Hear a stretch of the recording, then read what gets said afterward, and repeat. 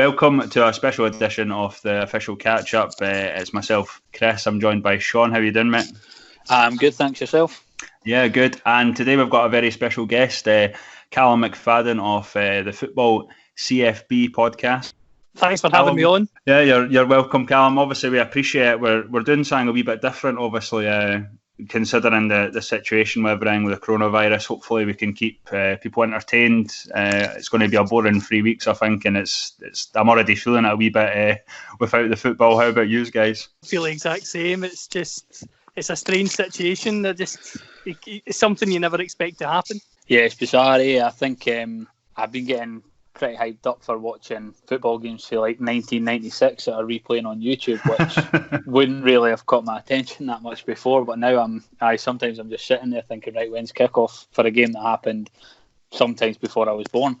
There's some interesting things kicking about though, as well as obviously the YouTube thing that's going on, all the stuff that they're doing, like the Scottish Cup thing that they've got started up, and the different FIFA Ultimate teams that some of the clubs I think have started up. It's been quite interesting to see how people are filling the time. Yeah, I'm actually gutted a wee bit because I don't have a PS4, but I don't play FIFA anymore. I don't think I've even played this version, and I never got a team in the Scottish Cup, which I was a wee bit peeved at. But I've got a PS4 and I've got FIFA, but I'm not that good, and I wouldn't wish it on any team to have on me as the person representing them. So I stayed away from it, to be honest. Same with the Football Manager one. Shout out to my mate Tony Watt as well. Obviously, he's been doing daily streams with a few of the Motherwell lads and that's been keeping a lot of people going as well. What about yourself, Callum? What have you been getting up to now that there's sort of no football going on?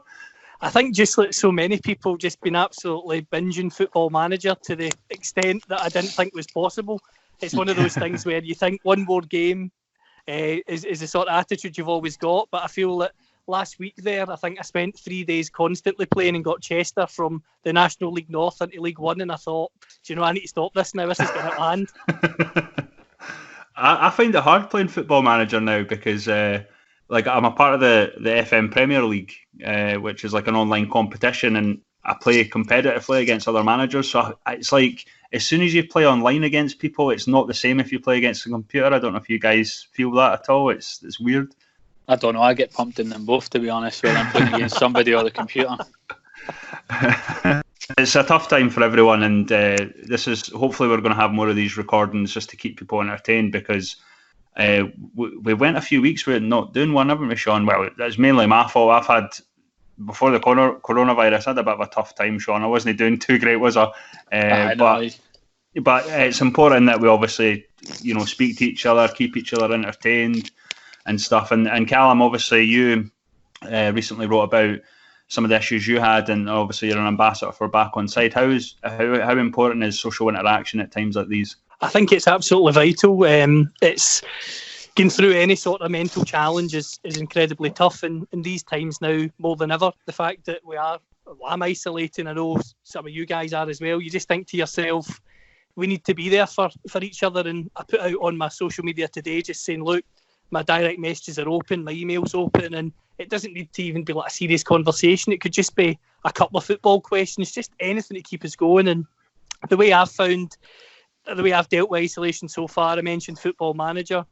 I've tried to read as many football books or articles online as I can, and as you've mentioned there, I've tried to just be on YouTube and watching some weird and wonderful football matches from the past. I think you mentioned a game from 1996 a while ago. I ended up watching clips of Italia 90 the other night, which was absolutely sensational. Brilliant. I watched Planet Earth with David Attenborough. Yep. I watched one of the episodes of that the other day, and I don't know why it tickled me a wee bit, but I saw a cricket. Like, I never realised how funny they looked, so I was pissing myself. That's how bad it is. I was pissing myself for about 5 minutes at the sight of this cricket because it looked so hilarious. But, Callum, you've obviously got your own podcast. It's done really well. It's doing fantastic, the job you're doing. You're associated with, obviously, Greenock Morton and stuff. You spoke to a few guys in the Lowland League. You've had a few big names like Derek Gray and stuff like that. Where can people find your work, Callum, just in case they're unaware of your podcast? They can find it. They can follow me on Twitter, which is @football_CFB. It's on Apple Podcasts, the Football CFB podcast. It's on there. It's on Spotify.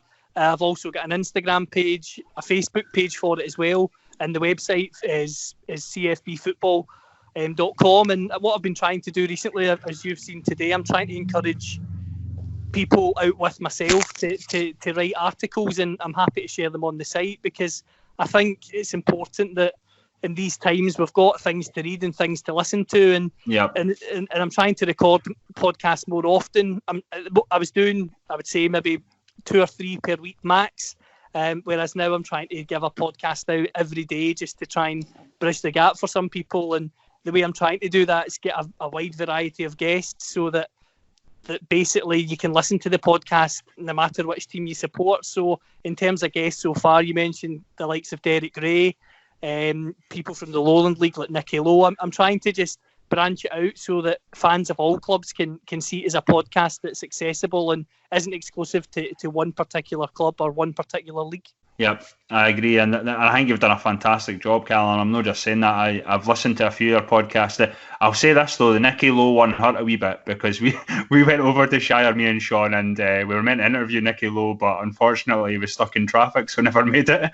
And then I'm pretty sure a few days later your Nicky Lowe podcast came out, and I was like, you bastard. But no, you're doing a fantastic job, and I've not listened to loads of them. I think I'm a bit weird like this, but I don't tend to listen to a lot of podcasts, which is a bit strange, because we have our own podcast. But it's just that it's one of those things. I'll do it if I'm out for a walk, or not that I can really go for a walk now, but stuff like that. If I'm going somewhere, I'll tend to listen to podcasts. It's a bit of a weirder one if you're sort of stuck in the house and you probably spend a good couple of hours editing ours every week, so you're probably sick of the sound of podcast by the time you finish. Yeah, but you've done fantastically well, Callum, and it's weird talking to you in a sense, because I usually have a write up, Callum. I'm a wee bit more professional, but obviously this is a kind of on the off the ball sort of thing. So, regarding. We've obviously recently seen the Highland League, they've Borough Rangers the title. They were very clear and stuff. What are your guys' thoughts on not just the Lowland League, but all of football? What should happen in terms of titles and relegations? Are you guys, are you for the null and void, or should positions be as they are if we don't continue? Well, I think I shared mine with you on Twitter earlier on in the week. It's a bit more a controversial one, but I'd like to see them just bring forward the increase in the league numbers. Just, at the end of the day, your teams at the bottom of the league, they're not going to feel like they should be relegated, given that there's still games to play. And the teams that are sitting at the top of the league are probably feeling like they've been investing and working towards a promotion, that they should be getting a promotion up to the next league. And I suppose the only way you can kind of do that would be increase the numbers. And I know the SPL is the one that really doesn't want to increase its numbers, because it's reducing the number of times people play against the Old Firm. But given the circumstances that we're under, even if it was a case, say, over the next few seasons they had to reduce it back to the 12 teams by relegating more than one team when they were promoting a team, then so be it over the next few seasons. But in my mind, that's kind of the only fair outcome if we're not able to play at the end of the season. I don't know what your thoughts are, Callum. Well, in terms of today, there's been a development down south. The National League and the National League North and South, they're looking into potentially finishing the season on an average of the points per game sort of ratio, which is going to be interesting, because they've said they would decide promotion and relegation based on that as well. That's one suggestion, or they're going to just null and void the season, but it's definitely going to be one of the two based on the statement they've put out tonight. What's interesting about that, from my point of view, is I'm closely connected to a few people at Chester Football Club, and Chester are sitting in the promotion playoffs. So it's one of those things where, how do you decide who goes up? Do you just promote the winners, or do you just, the teams that got to the playoffs, do they just stay in that league for another year? I don't know how you handle it. You're not really going to be able to please everybody, because even in that sort of scenario, you're going to have teams that are going to make the argument that they've perhaps played the easier teams in the league, or other teams have had a tougher run of fixtures up to this point in the season. So it's a tough call for whoever has to make that in every league, But they're all viable options, and at the end of the day, everybody's just going to move on for them, eh? Well, that's true. Yeah, I mean, my personal point of view is I think it should be null and void, because especially in the Lowland League, considering Kelty Hearts 6 points clear of Bonnyrigg, but Bonnyrigg have the game in hand. Plus they would have played them at New Dundas Park, and then if you look at the bottom, it's not much between the teams at all. And Vale of Leven, I think they're 3 points away from Dalbeattie, and they have two games in hand over Edinburgh Uni. I mean, I would hate to have the call on relegating a team or promoting a team based on numbers like that. Eh? So it's crazy.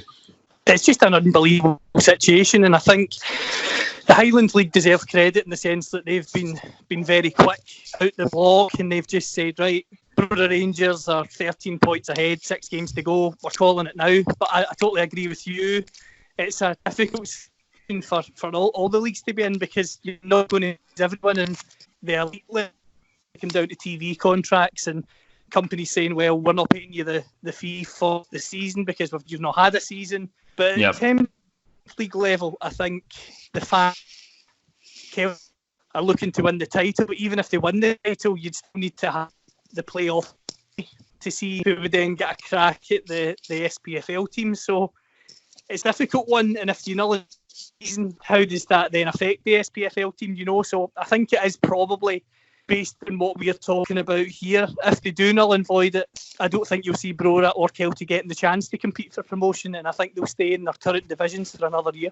It's definitely a challenging one. The thing with the Highland as well is they don't have to worry about that relegation spot like the Lowland or any of the other professional leagues need to focus on, and the gap for Brora Rangers is quite significant. I'm sure they're about 13 points ahead, so it's an easier call. I don't think it was a snap decision. I think we all got together, but yeah, it's a sort of unique situation with the Highland League that they're able to govern that on their own, regardless of what any other league does. Plus, they don't have that relegation spot, and their champions they're quite clear champions, I think, by this point.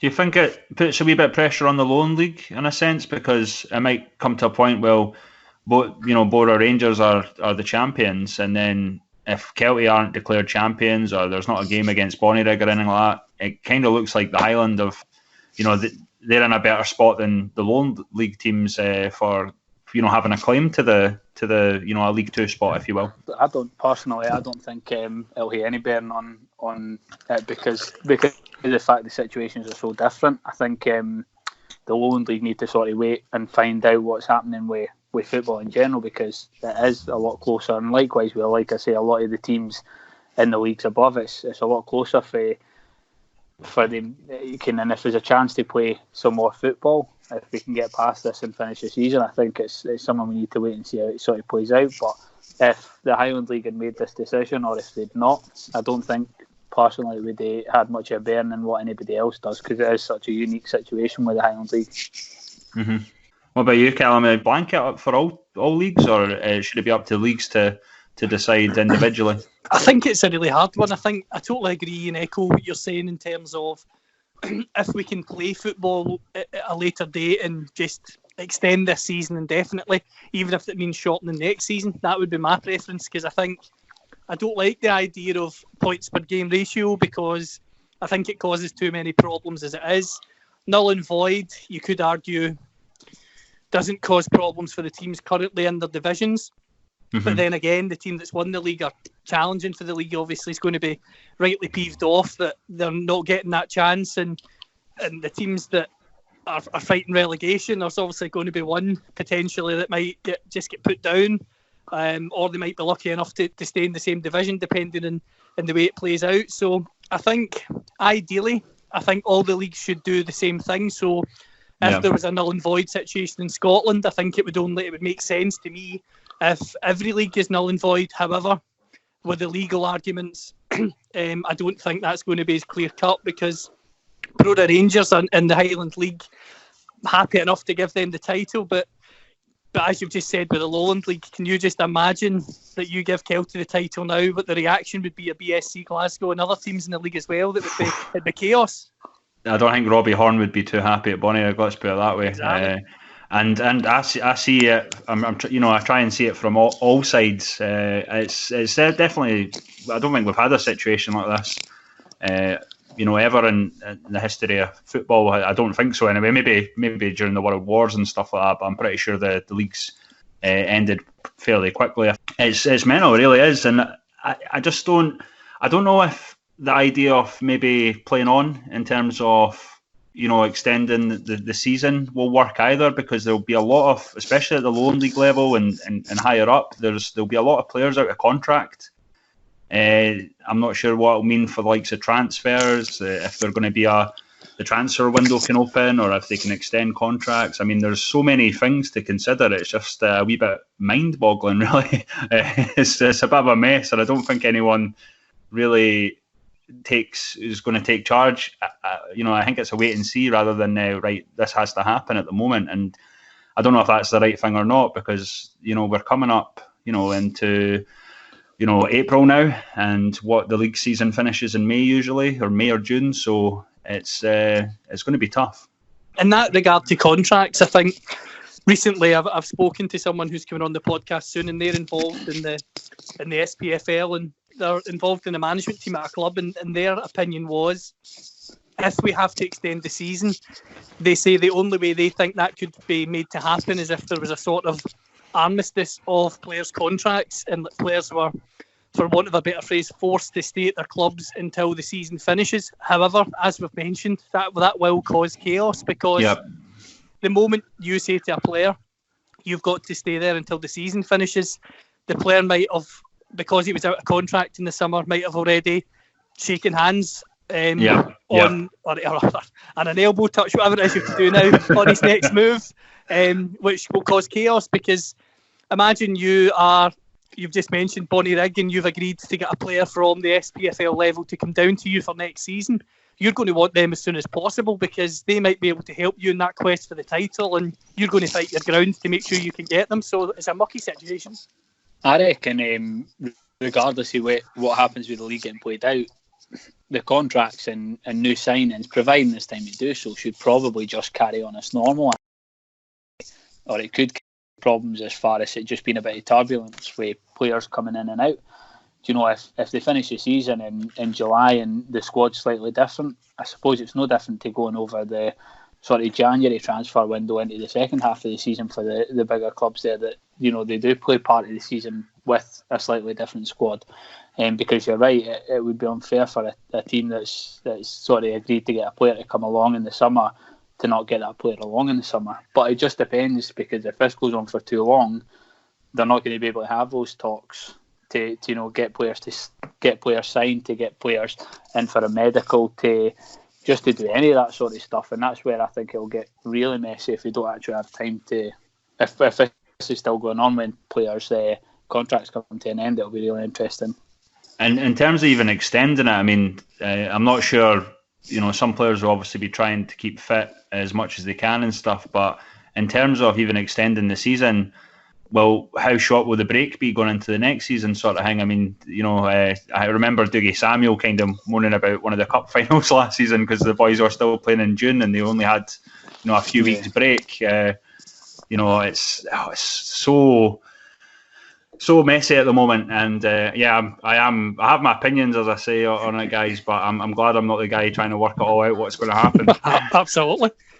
Yeah, I reckon the only way to sort this out will be to have a keepy uppy competition with toilet rolls after this is all over, because that's the only training anybody's getting done at the moment. I've not tried that yet. I'll need to do that. But if all the esports clubs are starting up, maybe they can just have a competition and that'll decide the final league standings or something. That'd be outrageous. I think it'd be uproars everywhere. That'd be brilliant. Callum, I noticed you recently, I think you spoke to Nathan Austin recently. Yes. Is that podcast out, or is it coming out? It'll be out next week. I spoke obviously about his career so far, and it's actually quite Lowland League heavy, which is good, and I mean that in a positive sense, because I was interested to ask him about the move to Kelty and his experience in the Lowland League, and to be fair to him, he was very honest and open about it, and I think it will be a fascinating listen for quite a lot of people, because he doesn't hold back, and I don't mean that in a way that he's going to shock everyone, but he's very honest about things that have went wrong in his career and things he could have improved on. pardon me, it's not one of these podcasts where he just comes on and says, oh, it's all the fault of manager X, Y and Z. He's very honest and open about considering what he could have done better and the decisions in terms of playing that he could have made. But in terms of the Lowland League, I must say, he talked to Division Up. He really seems to be enjoying his time in the division. Of course, you would be with, 37 goals. You'd be absolutely loving life in any division where you're scoring that amount of goals. But the thing about it is, you can tell, and I could tell from talking to him, that he's got his love of football back, and that's all down to getting regular games under his belt in the Lowland League, and that can only be a credit to the league for helping a player who admitted towards the end of his time at Inverness that he was starting to fall out of love with football a wee bit. Yep. Yeah, I mean, the last time I was at a game was Kelty versus BSC away at the Indedraw, and Nathan Austin, I was sat quite near him actually, but Nathan Austin, I've always got on with him. I think, I've spoke to him as well a few times, but I think he's not too happy with me at the moment because I slagged off his fashion sense. But when he signed for Kelty Hearts, I swear to God, he was wearing this flowery sort of shirt and trousers and stuff. And met him in person, Callum. But was his fashion sense any good? It was quite. It's low key actually, just casual is what I would describe it as. So, as far as I'm concerned, he was all right. No, Fash is brilliant. I think I'm a wee bit gutted in a sense. We're talking about obviously teams and that, but I'm sure he was eyeing up the all-time sort of top scorer for a season. I think it was 41 by Andy Rodgers, so he wasn't that far away. So I think he might be a wee bit gutted personally. It's likely that he'll not get it this season, or maybe depending on what happens with Kelty, he might not be in the Lowland League next season, but. No, I'm looking forward to that, Callum. That podcast sounds a good. Fash is a great guy. I've always got on with him, apart from that wee snipe at his fashion sense. But no, he's a good guy, and I look forward to hearing that, mate.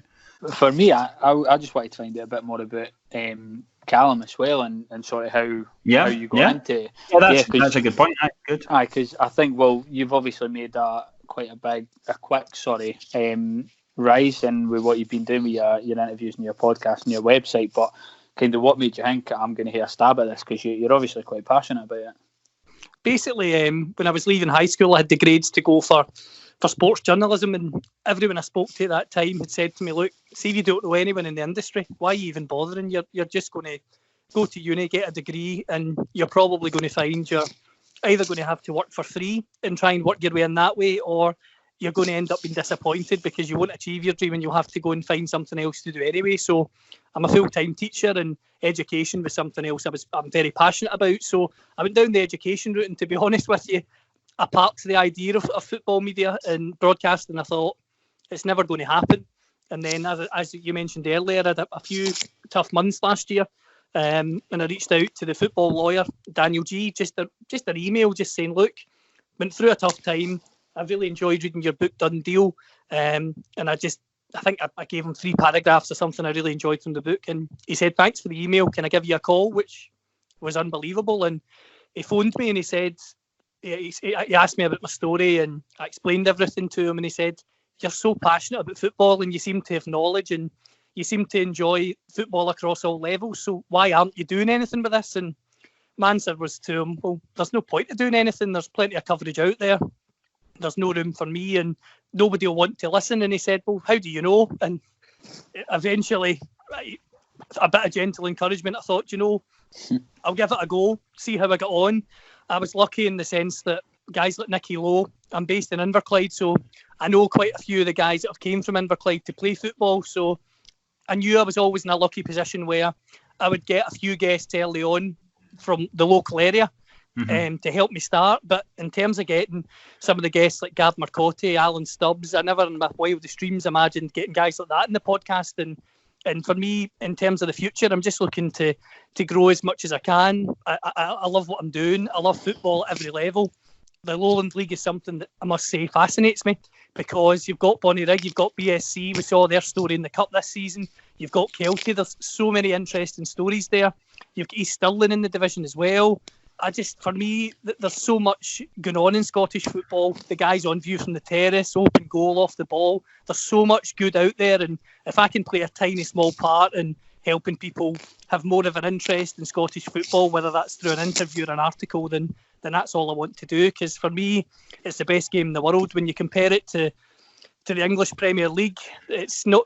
We don't have the money of the Premier League, but what we have got is the passion, and I don't think the money they've got can never buy the passion that we've got here in Scotland. No, definitely not.